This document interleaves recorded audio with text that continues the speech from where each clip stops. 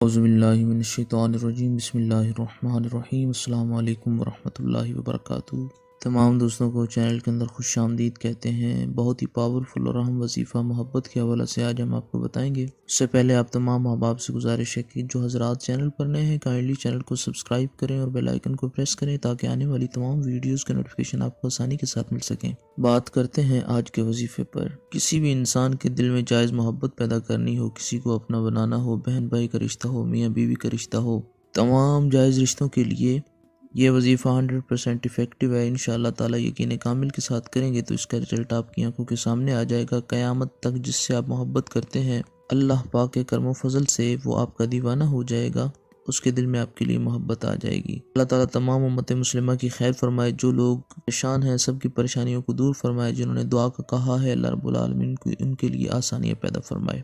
آپ نے کرنا کیا ہے، سمپل سا آسان سا وظیفہ ہے۔ جس انسان سے آپ محبت کرتے ہیں اس کا نام اپنے ہاتھ پہ لکھ لیں اور 400 بار یا ودودو کا ورد کریں۔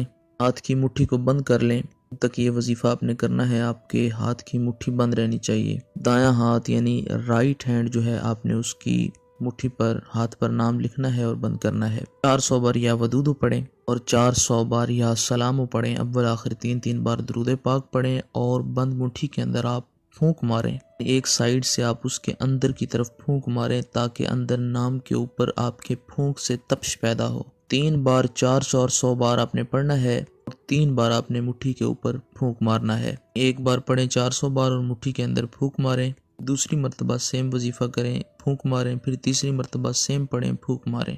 کم و بیش 5 منٹ تک اپنی مٹھی کو وظیفے کے بعد تک بند رکھیں۔ انشاءاللہ تعالی جس سے آپ محبت کرتے ہیں جائز اس کے دل میں آپ کے لیے جائز محبت پیدا ہو جائے گی۔ ایک ہی دن آپ نے وظیفہ کرنا ہے، دن میں کسی ٹائم بھی کر سکتے ہیں۔ امید کی جاتی ہے آپ کو مکمل طور پر سمجھ آ گئی ہوگی۔ مزید ویڈیوز اور اپڈیٹس کے لیے چینل کو وزٹ کیجیے۔ السلام علیکم ورحمۃ اللہ وبرکاتہ۔